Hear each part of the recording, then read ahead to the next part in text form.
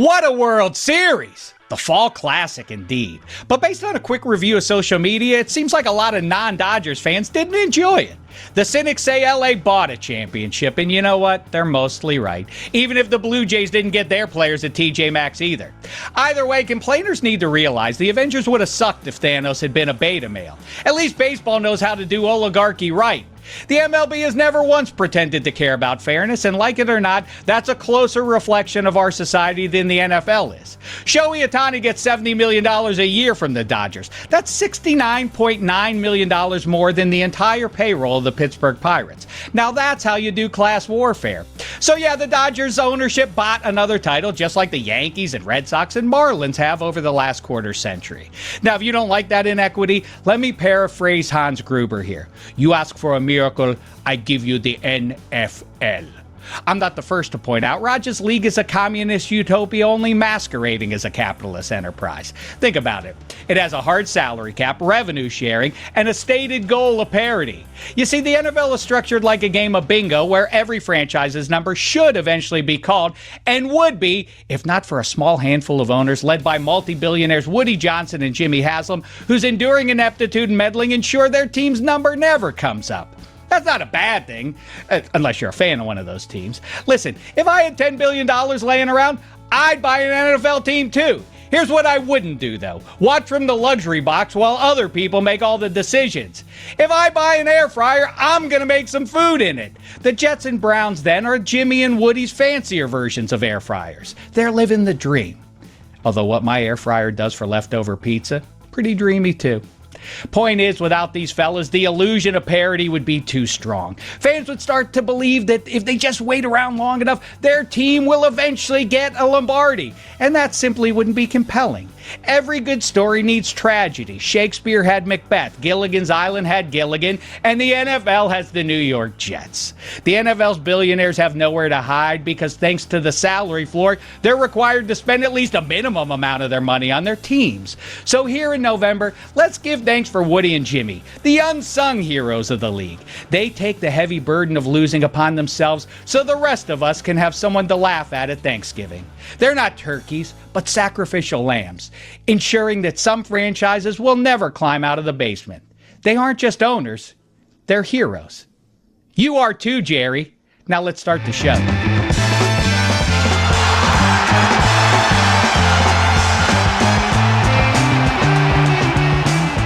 Yes, hi and hello, my fellow football Americans. We've got Joey Mulinaro and Geoff Schwartz on the way to try and make sense of what was truly a wacky NFL Week 9. If we have time, maybe some college football in that World Series too. Welcome to Football America, presented by DraftKings. DraftKings, the crown is yours. I'm back in LA after a delightful visit to my fellas over there in Miami. Good time, sat in with Dan and Amin and Zaz and the rest of the gang.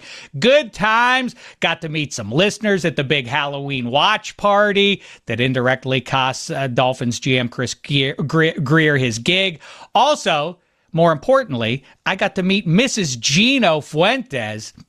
You know, Mike, what do you think about this? People always do the thing of like, boy, he outkicked his coverage. But the other side of that coin is, of course, maybe Gino's wife pooch punted. How say you? Ooh, I don't like where this is going, and I got to live with him. So I'm just going to say, sure, Dave. I'm happy you had a good time in Miami. It was fun seeing you.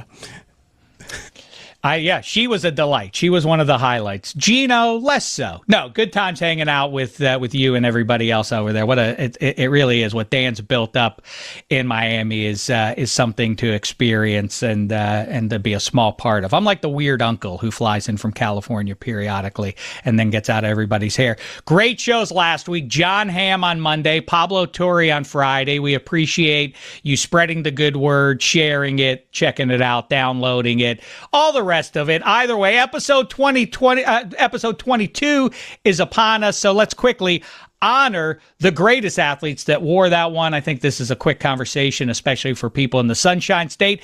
Emmitt Smith wore 22. How say you, fellas? Football-wise, I think you're right on it. For baseball, I might throw out Roger Clemens. Just off the top, I think Mike Schmidt wore number 22 as well. But in terms of football, it's Emmitt Smith. Bullet Bob Hayes, Doug Flutie won the Heisman for Boston College wearing that.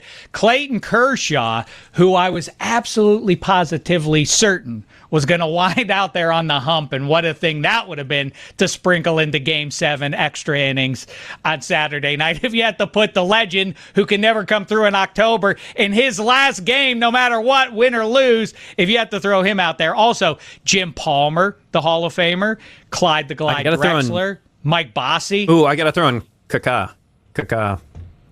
Oh yeah, The Brazilian midfielder, soccer legend. He was unstoppable. I would put him over Clyde Drexler because like Clyde never brought us Oregonians a championship, so we're still kind of like, he's kind of on par with Dame. Don't we kind of give like a pass to everybody who played in that era with Jordan, right? Like you kind of just get like the universal pass. We even know that like Hakeem Olajuwon, Jordan doesn't retire, you're never winning one either. But, you know what I mean? You're and Clyde doesn't get it either. Yeah, but then like we give Ewing a pass, we give all these guys a pass because you weren't going to win one anyway.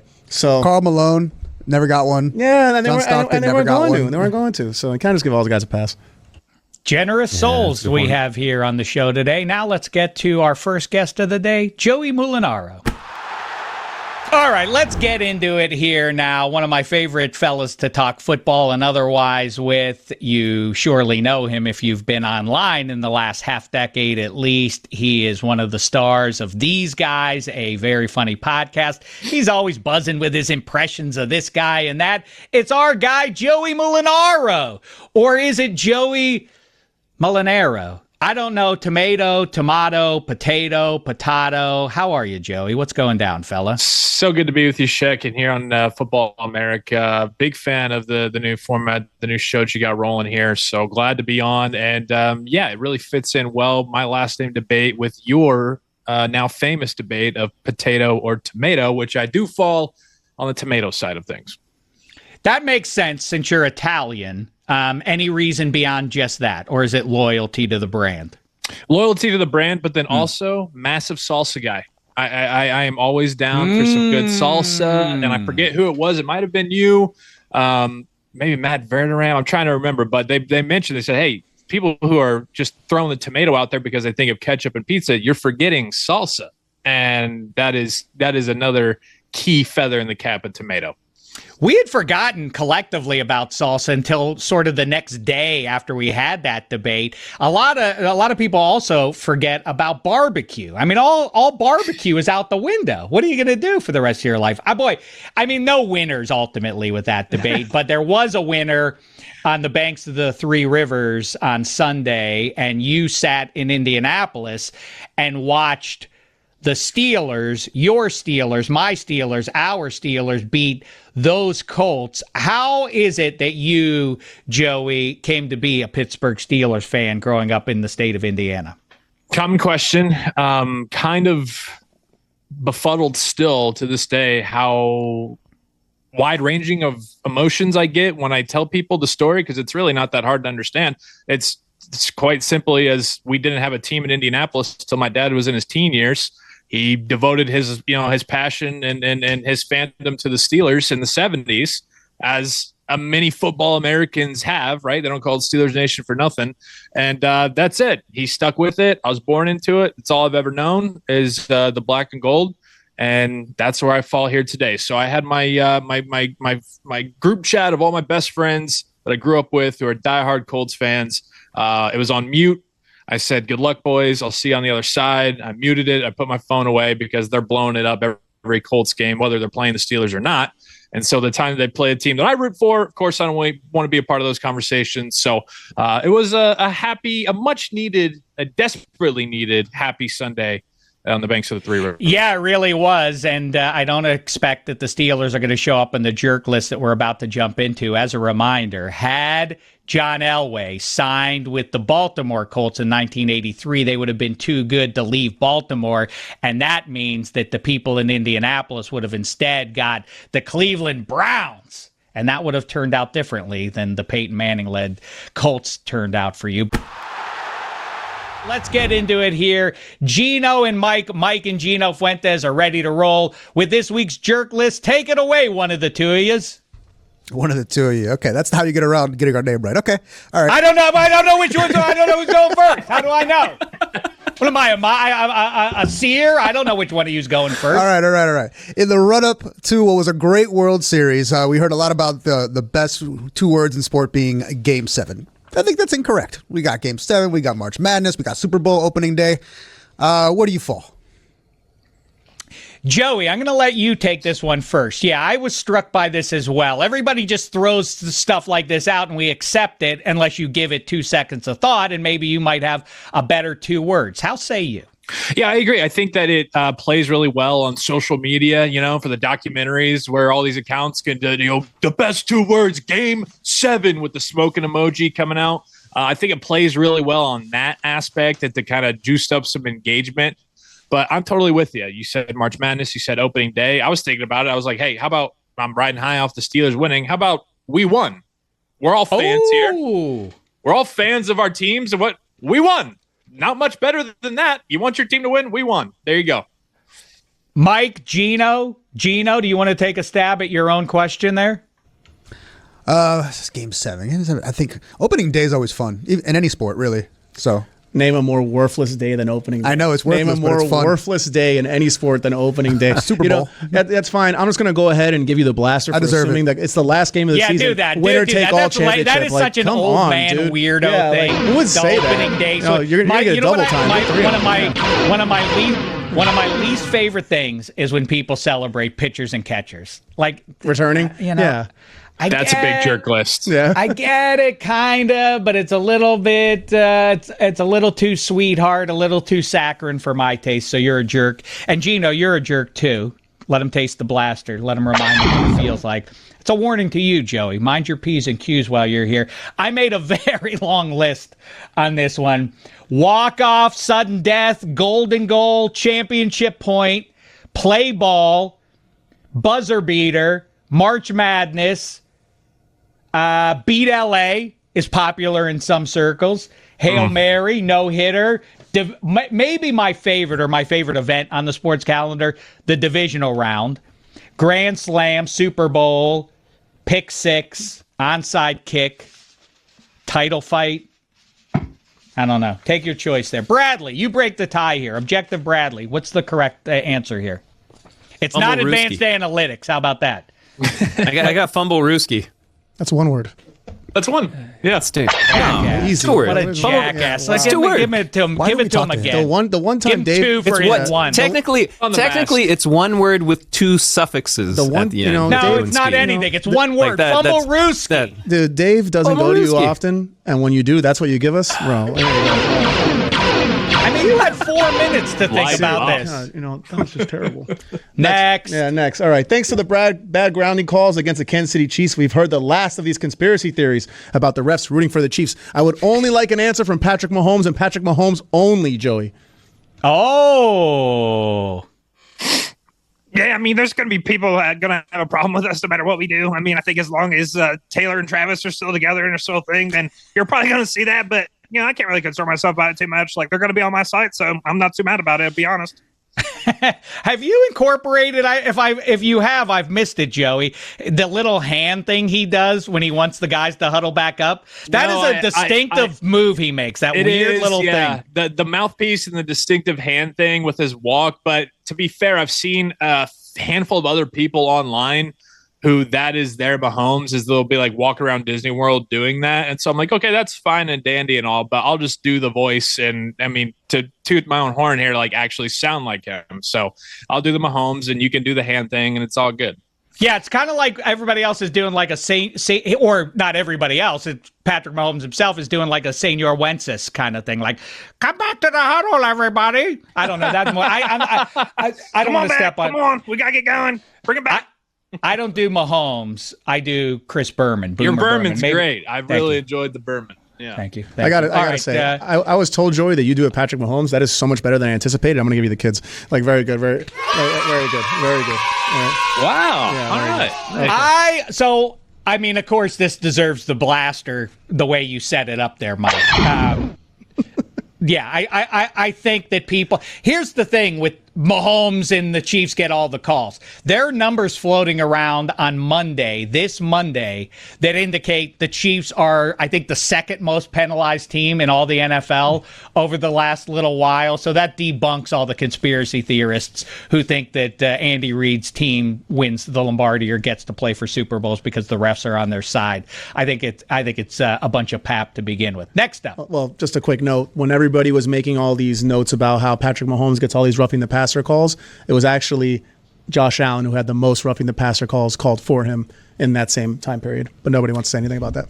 So I say, while we're on Mahomes, very quickly, and I intend to bring this up to Geoff Schwartz too, but we talked about it earlier in the season.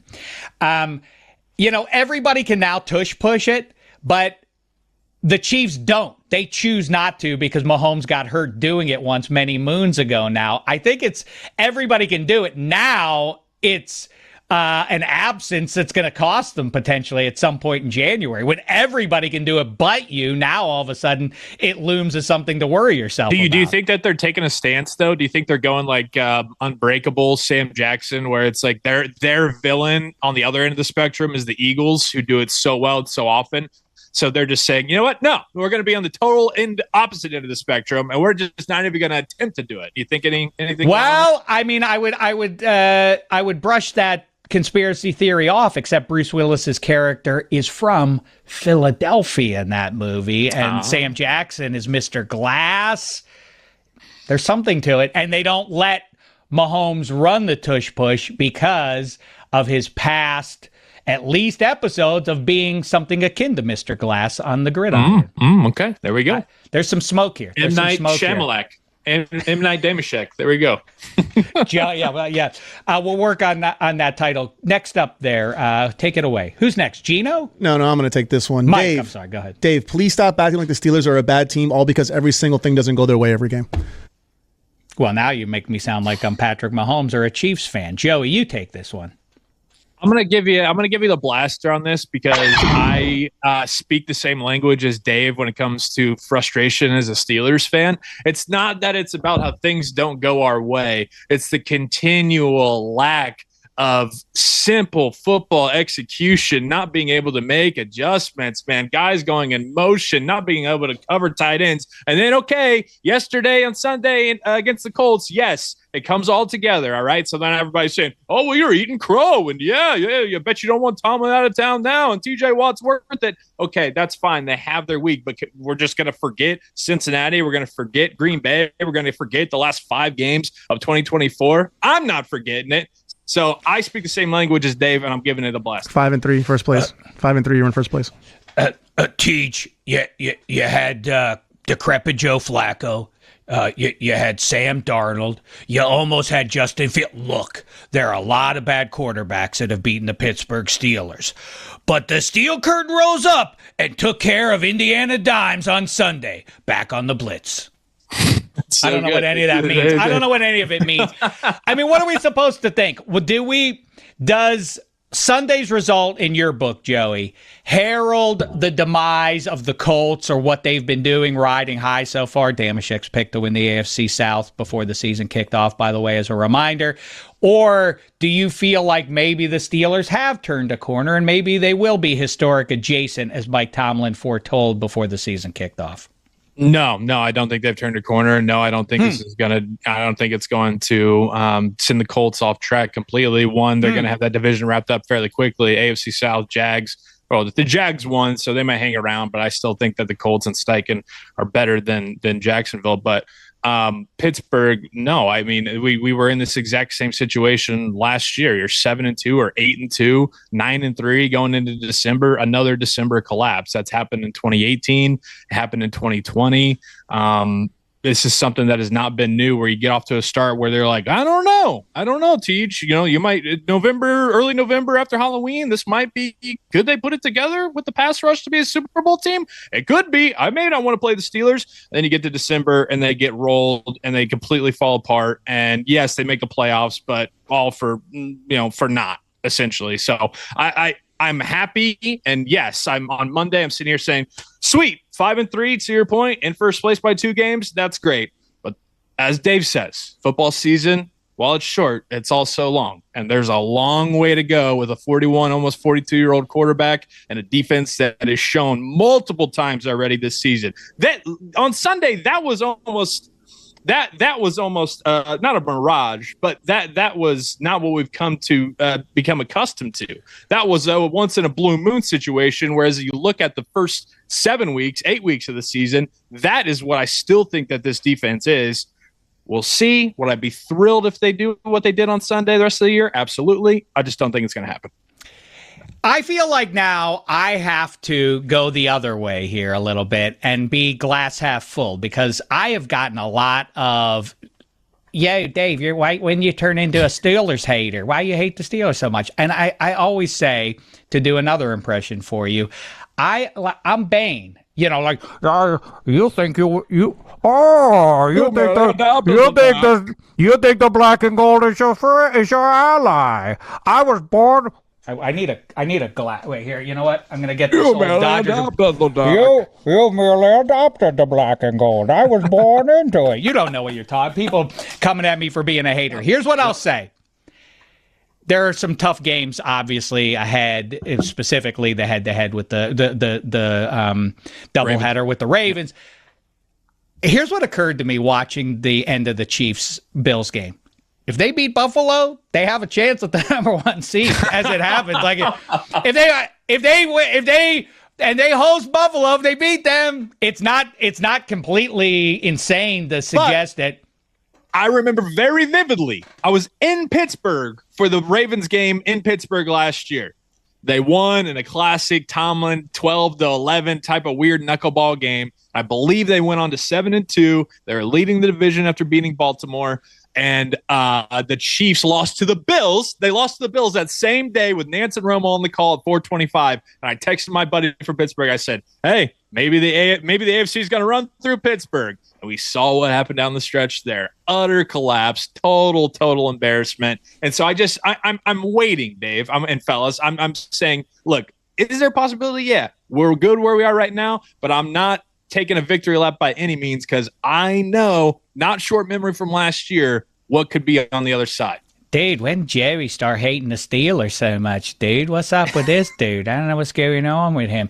All right, next up on the jerk list. Somebody's got to taste the blaster, me or Joey, because we had two very different answers there. Ooh, I'm gonna give it to you because Joey's a guest. That's nice, Mike. Well Thanks. done. That was a test and you passed it. Go ahead, Gino. All right. Congratulations, J.J. McCarthy won a game. Letting Sam Darnold go was stupid. It was an emotional mistake. Admit it. Joey, how say you? Tough to argue after that performance on Sunday night in Washington, the way they've been playing. I mean, he did it to our Steelers in Pittsburgh. Gosh. Yeah, no, I'm going to agree with you there. I mean, I don't think that J.J. McCarthy is – I think it's way too early, obviously, and you got a play caller like Kevin O'Connell on your side that obviously does some pretty good favors for you. But, man, what he did last year, just besides that playoff game in Arizona, that was a weird situation. And then how he's going so far right now in Seattle. I mean, to your point, MVP candidate halfway through the season. I know Dave hates talking about it, but yeah. Well, once we transcend the midway point, I think now we can start having that conversation. Yeah. And maybe Sam Darnold deserves some of that buzz. But I did tell you about KOC, Mike. You were big on the Lions before this weekend, and I told you I have to hold out some trust in KOC, one of the very few QB whisperers out there. The Sam Darnold thing, though, I mean, he was out there as a free agent, and everybody turned their nose up at him. That's the thing that is interesting about what's going on in Seattle right now to me, is that we're celebrating Sam Darnold. He was available for a lot of the teams to chase, and they saw fit not to. And the reason, I think, is because of KOC. I think the fact that KOC was willing to let him walk, they believe that he's a QB whisperer, and they're like, well, if they don't want him, if KOC doesn't want to keep him, then why should we? He knows more about QB than we do. Next up. Any more? Is that it? I'd like to throw one in if I could. Go ahead. If we're out. Why not? I got one. All right, go ahead, Joey. You take it away. You love to convince about life, and I do as well with you, Dave. And so this one, been traveling a lot recently. It is more of a jerk thing to do, to go out of your way to talk to somebody you kind of know at an airport than it is to just let it walk. Just let it go. This is a good take. I like this take. That's a good take. This is almost the same. This is like almost the same. Agree with this. Yeah, one. This is like almost the same as like holding the door for somebody who's really far away, because now you're inconveniencing them because they have to do like this awkward like half run because you decided you wanted to open the door for them. Same thing. Man, that's my worst fear. Being in an airport, there's so many things that could go wrong when you think on the grand scheme of things with travel in the air. You're in this machine. I don't care about any of that. I'm just like, please, God, don't let me run into a teacher that I had in high school while I have my headphones on. At least I'm making eye contact. I mean, oh my Lord. Oh, it's the worst, except here's the one I do. By the way, I've said it a million times. The airport and air travel brings out the absolute worst in human beings. If you want to study how we scrape the bottom of the barrel individually and collectively, go to an airport. My big one is people talk about the grocery cart thing. Like if you don't put your grocery cart back in the stack when you leave the grocery, that makes you a bad human. I got one way worse for you. Spitting your gum into the urinal at the airport or otherwise. You understand? You see it. You see it's not like a toilet. It's not going to suck the gum into wherever it goes. There's that little screen thing that keeps it in place, which means that some other human being has to come out and with his bare mitts stick his hand in there and take your gum. Now it's urine-soaked gum. I don't want to touch your gum, period, but now it's got urine on it. By the way, several dozen other people's urine all over it. That's way worse than the grocery cart. You're a jerk. There we go. Okay. Strong finish. Finish. One more thing, though, on yours is here's the mistake I make, and Matt Money Smith has taken me to task for doing this on more than one occasion. We've been interviewing people, and right before an interview with a high-profile football player, I will say to him, like, they'll be like, "Hey, nice to meet you," and I'll go like, "Actually, we met 3-4 years ago. I interviewed you on whatever. We had a funny thing about that." And they're like, "Oh, okay, good to see you again." And then Money one time admonished me for doing this. He said, why would you do that to them?" I'm like, "Just so they know that we pick up where we left off," kind of thing. He's like, "You think they know or care that they ever met you before?" And I said, "Matt Money Smith, don't you diminish me. You're a jerk." Well, I didn't say that to him, but where do you come down on that little thing there, Joey? I'm totally with Matt, because where you're thinking that you're refreshing the memory. I'm trying to be friendly. That's all. Yeah, but no. For that person on the other end of it, they're sitting there and they're saying either one, don't give a damn, or two, now you're making me feel like the jerk because I don't remember an instance 4 years ago that I talked to you for 3.5 minutes about pumpkin pie. You were doing one of your impressions at the back end. Pumpkin pie. Who was that? Who did you just fall into? Sure, I got a little bit of Kuiper. Talking about pumpkin pie because Dameshek is a jerk. You like to talk to him about 4 years ago. Remind him they don't know who the hell he is. There it is. That's a good way to go out. Joey Mulinaro. These guys, make sure you're listening to that. Make sure you're following. I'm sure you already are. Joey Mulinaro on all social media. What a fella. Thanks for the time. Let's do it again sooner rather than later, shall we? Thanks, boys. Well, a passionate jerk list. All right, now it's time for points per game. Really with our quick, guy, Dave. Geoff Schwartz. Dave, he wants to talk about the weekend of football. Yes, Mike. Before we start going, we got to add one more jerk, right? And I don't want to be that guy, but Halloween just passed, and there's one thing that I really dislike is girls on Instagram. And of course, this is coming from my view, a single guy, it's not a single woman on Instagram, but these girls that their whole entire identity is Halloween. Like they're in April, they're posting about how waiting for spooky season. It's like 93 degrees outside. What are we doing? And then the second November 1st hits, it's like, oh, seasonal depression, Merry Christmas. Like, shut up. All right, shut up. First of all, it's not really a holiday if you don't get a day off. That's the way I see it. Did you get Friday off? No. No, you didn't get Friday off either. So it's not a really holiday. Interesting point, yeah. So you got to have a holiday off. If we're not getting paid to not work, it's not a holiday, number one. My wife likes she loves Halloween almost as much as she loves Disney. I don't know how I can find her attractive. I don't know. I don't know why she arouses me, given those two major strikes against her. All right, let's now. Can we bring him in now, Geoff Schwartz? Well, no, one little bit. I got. Well, you just a critique on. You said people that leave shopping carts outside, like those are bad people. No.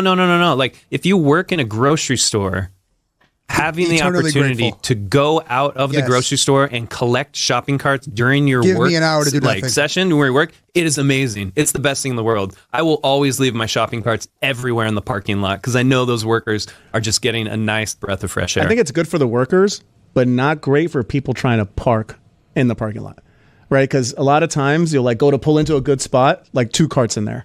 And then, if you're by yourself, you kind of just got to go to the next space. Unless you have your kid with you and they're of age, because then you send them out there, hey, move those carts so I can park here. Right? That makes sense. You know what would be worse? What would be worse is if you tried to pull your car in and there was urine-coated gum all over the place. That would be worse. All right, can we talk to Geoff Schwartz? No, now, one more thing. Let's go. You mentioned Disney adults. We can do a whole podcast on Disney adults if you want. When we're done with this, I'd love we'll to do that. Yeah, hey, Geoff Schwartz, what were the kids for Halloween? How are you, fella? I'm good. My daughter and her friend were like a Bluey, I think, was there. I'm just not in on Halloween, so I check out as a parent. That's my wife's thing to worry about. I'm surprised with the candy involvement. So I'm more of a salt. So I want potato chips over the candy. I probably had 4 pieces of candy total since Halloween, like Halloween plus till Monday. It's not my thing. So, but I did have to talk about jerk list. I actually had to run down 3 jerk teenagers and cuss them out because they threw. Oh my God! Imagine Geoff Schwartz chasing you. Scariest thing imaginable. No, here's what happened. Were you in costume? You'll like this. So I dropped my kids off in the neighborhood, and they were going to walk back to the house. It was the first year that they went, but there were 6 of them total, the big group of friends. And as I was driving by my house, I know there were these 3 teenagers, and one of them was wearing like a Phillies jersey or like a Reds jersey, I don't know, but he kind of, Red Sox, whatever it was, and he kind of did this, he was gonna punch my truck. He did this, he stepped toward my truck, and I was like, what is your problem, bro? What are we doing? So I get back to the house, and our neighbor's son comes to us. He's a little socially awkward, whatever, 25 years old. He goes, hey, here's my candy. Can you guys just give out my candy? I don't feel like doing it anymore. We said, what happened? He shows me video of these 3 teenagers taking candy and throwing it at his front door, throwing it at his house. Okay. So I was like, okay, I saw these 3 kids. I'm going to go find them. And I drove and found them. And I rolled down my window. I said, we got you on camera. Don't do it again, or I'm going to come find you. And they were sufficiently warned. And then, same 3 kids, by the way, my other neighbor caught them saying they were going to steal their Amazon packages off their front porch. And so she went and found them too, and had a piece of her mind was given to those 3 kids again. How about that? Well, I mean, this is too much information for me to grapple with it at one time. First of all, if I were a trick-or-treater, I would assume, I would at least consider, are these packages from Amazon for me? Are they supposed to be? Because when people aren't home, sometimes they leave the treats out there for you to manage yourself. Okay. 2, the crime of these ne'er-do-wells was throwing candy around the neighborhood? That sounds like a good crime. There was no crime.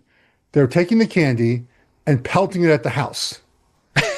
Okay? I still don't understand. That's better than eggs, though, right? Fair enough. I'd rather get a 3 Musketeers thrown at the house. But it upset my neighbor, and the kids had to understand. The same kids that tried to randomly square up to me. If they didn't square up to me while I was driving by them, probably wouldn't have been a problem. But that, and then literally 2 minutes later, my neighbor goes, hey, these kids are throwing candy at my house. I just gave them a gentle warning that we don't throw candy at people's houses in this neighborhood. If you do it again, we're going to have a problem. That was it. I drove back home and enjoyed the rest of my night watching football. This sounds like you took advantage of a situation to execute a Geoff revenge plot. This guy squared up to me, and now they're throwing candy. I'm going to find these kids. I didn't even leave my truck. What do you mean revenge? I drove. I was like, don't throw stuff at someone's house, and just turned and went back to my car, went to my house. And my neighbor can people see your size? When you're in your truck, can people oh, this guy's huge, or Do you have that moment where like everyone's like, oh, whatever, man, and then you hop out of the truck and they're like, oh, good God, oh, good, sorry, sir. I don't know. I didn't get out of my truck. To get to Jeff's, I don't know, credit, but statement of fact, a lot of offensive linemen, 6 months after they retire, they lose 120 pounds and they're unrecognizable.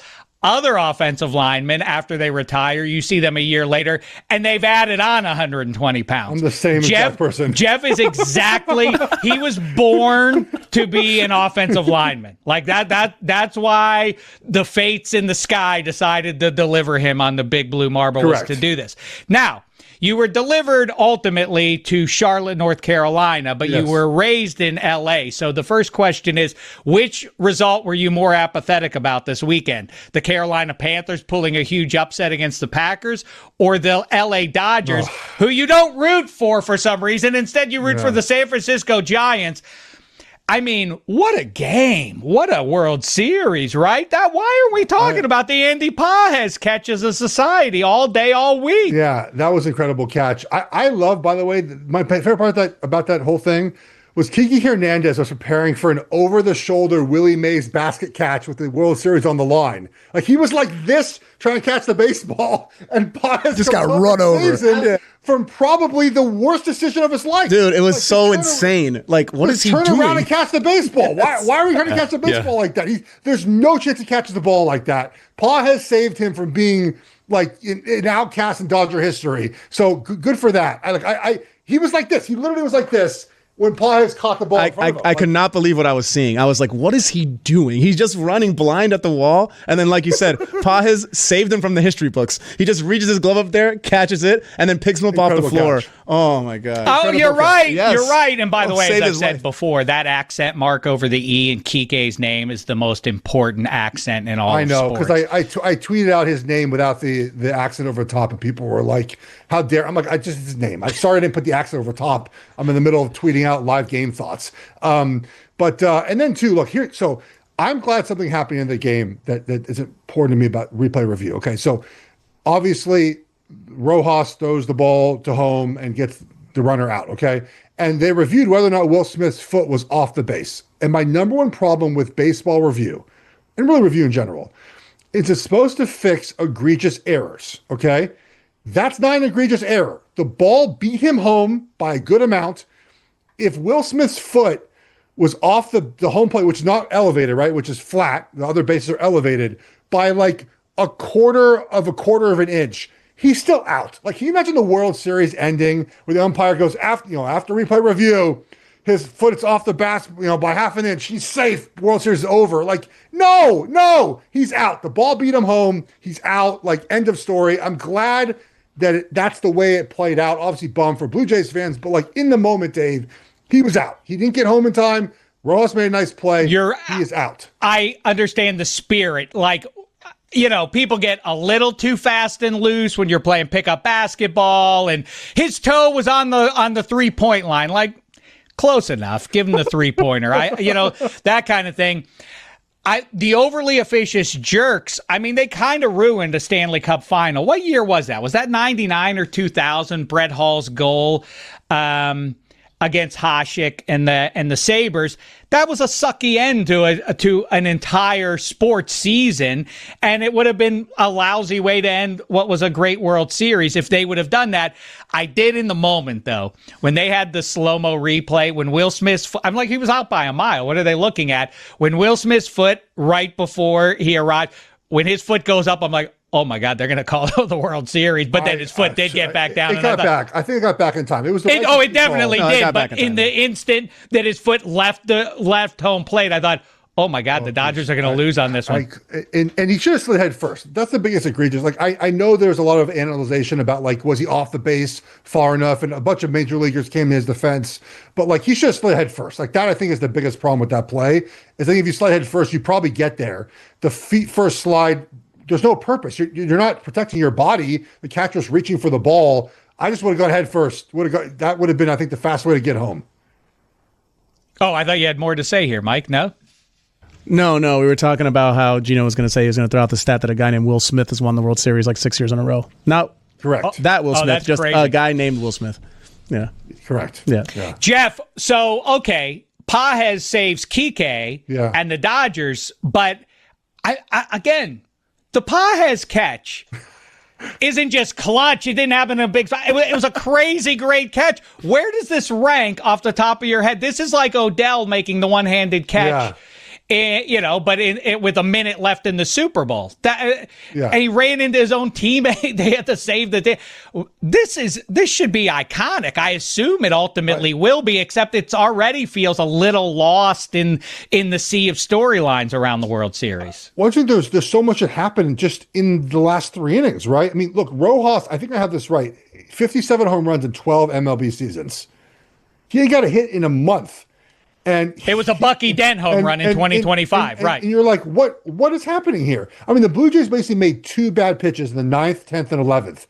They hung 2 breaking pitches, and both of them found the left field bleachers. Like, it just, so I think there's all these things happened, basically pitching around. I think it was Berger at the end of the game to get to Kirk. Like, John Smoltz mentioned it, like he hits a ton of double plays, like that's what they're doing here. And there's all that surrounding the final game. I think we just forget that the catch was made in that fashion, and we don't talk about it like that because of everything else. Look, the Blue Jays, they lose the World Series if he drops that ball. That's what it's wild. And I hate the thing about like the Blue Jays were better, but the Dodgers won. Okay, Joe Davis said it best. Like it was the final call of the game. That's right. To beat the king, you gotta kill the king. Like you have to. And the Blue Jays just couldn't do it. They had 2 home games to get it done and couldn't do it. Dodgers had 203 in the series, and the Blue Jays lost. I mean, that's just it sucks. I've been on the other side with teams I've rooted for, like the Oregon losing in the last second against Auburn. I've been there before, but Blue Jays had every opportunity to win that series, just didn't get it done. All right, that's a good place to transition into the pigskin here. Why? What am I missing that the buzz in the last 3 or 4 days is that your Oregon Ducks are, for some reason, not going to wind up in the playoff? Oh, well, because we're losing Iowa. You didn't know that? I mean, is that what it's? Is that why people are forecasting that? I mean, okay, Ohio State. I really do. I have to say it. Knock on wood. The Hoosiers are in. I mean, I don't know what would have to happen. Who would you losing to? Maybe at Penn State. I could see that. But then if they lose in the title game, they still go. They still go to the. I've already been Indiana minus 13.5 for this weekend. They're not. Penn State they can't score. There's nothing to play for anymore. No, they played well in the shoe though, didn't they? They played. I mean, for a while at least, they hung with them. That's reason enough to think that's a potential stumble. They didn't even cover in the shoe this weekend. I mean, they played okay. They forced a turnover there, but Indiana. Look, I had Maryland plus 21.5 this weekend. I thought if this is the time Indiana was going to have a little bit of a letdown, it was this game, right? It was sandwiched between a big Oregon game, big noon kickoff game, and then going to Penn State. And it was 20-10, I think, at one point. And Indiana just scored 35 points in a row to end the game. That's just like when they turn on, man, like it is the end. And so Indiana's not losing anybody. Ohio State's, even if they lose to Michigan, I think they still would play Indiana in the Big Ten. I think people just look at Oregon and the way that they have struggled at times on offense this season and think it's going to happen to Iowa. They're not going to play well. I think it's that simple. I mean, there are already people that are out on Oregon, man. Look, I would, as a fan, I'd much prefer this way than everyone thinking we're going to win every game. Feels like a spot I'm used to. That's right. That's the thing about Dodgers fans even get on me. Like, I can't win because a lot of LA people say, why do you hate the Dodgers so much? I said, hate the Dodgers? Why do I hate the Dodgers? They say, well, you call them the evil empire. And I say, well, they are the evil. They outspend everybody. I mean, that's what makes you, that's what casts you as most people don't like the dynasty in residence. People are generally going to root against that. That's kind of why people are trying to take shots at Oregon right now, just like they do your Chiefs. People want to talk that into existence. They're tired of a certain story or team, and they want to move on to something fresher. Doesn't mean it's actually going to happen. Speaking of that, the New England Patriots were that dynasty for a long time. Then they dipped, and now with Drake May, they're back. That leads me to Gino had a question for Geoff Schwartz. Take it away, Gino. No, the AFC East represents the best and the worst of football in terms of quality of team. Well, yeah, because you have Buffalo, who's really good, and New England, who's good. Are the Bills now the best team? After, by the way, update, I said if the Chiefs beat the Bills, they would have to replace them as my Super Bowl 60 pick. That means the Bills stay in place. Yeah, I mean, I had Bills, Eagles in the Super Bowl, so I feel comfortable with where the Bills are at right now. The Chiefs it was a bad game. Buffalo gave it to them. They played really well. Buffalo played well. The New England thing, I don't know, man. Drake May's doing a great job. Absolutely. But when you look at the rest of the teams at the top of the sport, they all have good offensive line, good wide receivers, good skill guys. New England doesn't have any of that. I don't know how long this is sustainable, but their schedule was so easy that they're going to end up with probably 11 wins at the minimum. And that's obviously a fantastic season. I still think Buffalo is the best team. And on the other side, you're right. I mean, the Jets and Dolphins are just the Dolphins are so bad. Even having 2 wins feels remarkable that they even have won 2 games. Well, one's against the Jets, so fair enough. And they do play the Jets again later this season. Best and worst is probably right because the NFC South you can't say about the NFC South, right? So I would say, that's probably an accurate statement. Yeah. So what is your big takeaway about the Chiefs now? Because like I say, along with everybody else, I was all set to put them back on top as the team to beat in the AFC. Well, that's something else we haven't really talked very much about because we reacted to them getting housed by the Eagles in the Super Bowl. But I think we've kind of lost sight of the historic opportunity in front of them, which is we talk about the Buffalo Bills going to 4 straight Super Bowls. The difference between them and the Chiefs the Chiefs have won 2 of those Super Bowls they've been in. What if they get there again? What a streak that then returns us to is Mahomes the greatest player of all time. But in the meantime, what happened against those Bills? So the Chiefs have weaknesses, and the weaknesses are on defense. They can't rush the passer, and they can't cover tight ends. And what the Bills do, they protected really well, and they threw the tight ends. I mean, those are problems Chiefs had for years, so there's no surprise. And I thought the Chiefs' offensive game plan just wasn't very good.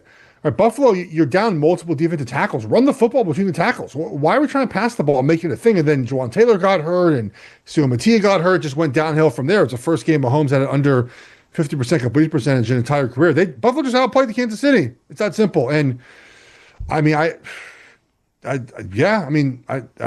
Chiefs have a lot of work to do to win the division now because Denver keeps winning. Denver, they win by 2 and win by 3 and win by 1. Hey man, a win's a win, and Denver keeps winning. You and I talked about this maybe 5 weeks or so ago. Now everybody can tush push except the Chiefs. With whatever it was, a minute left in the first half, with 20 seconds, they got the ball down at the goal line, and they had Mahomes throwing the ball instead of doing what every other team would now do, which is push the bum of the QB or whatever tight end they throw in there to run their version of the tush push with. Are you concerned officially now that it's going to cost them a playoff game because everybody else can do it now but them? I thought that for years, and it hasn't. Because remember the Niners Super Bowl was 4th and 1. You're like run the ball. He did. He ran on a little RPO, right? And that I said at the time that the Chiefs were very fortunate to get the ball to 1 in that situation. They would have taken a 50-yard field goal in that spot in the half. To take the ball at the 1, had 3 plays and couldn't get in. I mean, it's a problem. Now they didn't have enough timeouts to probably try 2 runs in a row, but get under center, man. Run the football under center. That's just a problem. This year, they've been a very efficient running the ball team, rushing team from under center. They just don't do it enough. This game plan I thought just was not very good from Coach Reed. So we'll see. Obviously, they'll beat again in the postseason. I would imagine they'll get there at some point. And Buffalo's got to beat Kansas City at some point. You got to figure in the postseason is going to happen some year. It does feel like this is probably the year to get Kansas City. Well, beat the Ravens and the Chiefs. So now they are the official front runner for the 1 seed. Yeah, right. Bradley. Yeah, am I in the minority here where I actually think that the tush push is a beautiful play, but it's kind of this deviant beauty, almost like watching someone chop down a tree? I think, but the problem is they can't officiate it correctly. So how can you have a play that officials just can't get right? They can't get it right. So you can't get look, I understand the false start thing. In real time, it's probably very hard to see it's a false start. Think about, we're watching in slow motion, multiple replays, but that was Jalen Hurts fumbled the football in that last game. There's no doubt about it. If Jalen Hurts held on to the ball and they kept pushing him, they would have given him the forward progress of where he ended up. But instead, it's not a they can't officiate it correctly. That's why I think it's going to go. I don't think it's going to go because it's too good. It's because they don't know what to do with that play. And I think when football becomes like that, they just remove it from the game. It also, as I said on Sunday, it's going to go because now everybody can do it. When it gave a competitive advantage, that's a weird thing to then rule out. Like, nope, you're not allowed to do it anymore. That would stink for the Eagles. Now everybody can do it. Now it's just a boring play. Although I do hear what Bradley's laying down about it being attractive, like chopping wood to husky sorts like Geoff Schwartz. Geoff Schwartz, great turn as always. I'm already looking forward to kibitzing with you next Monday. Sounds good, buddy. Have a good week, everyone, and I hope lowly Oregon can win this weekend. It's going to be hard. We're slow and can't run very well and can't play offense against mean old Iowa. We'll see how it goes, Dave. Mighty Iowa. There goes Geoff Schwartz. Geoff Schwartz is smarter than you. Here we go, too. Thanks for checking out this episode. A great one. Once again, what a roll we're on. What a heater we're on. We'll be back on Friday to try and make sense of what's going to happen in NFL Week 10. Until then, for everybody who's a part of Football America, thanks so much, fellow football Americans. It's been a thin slice of heaven.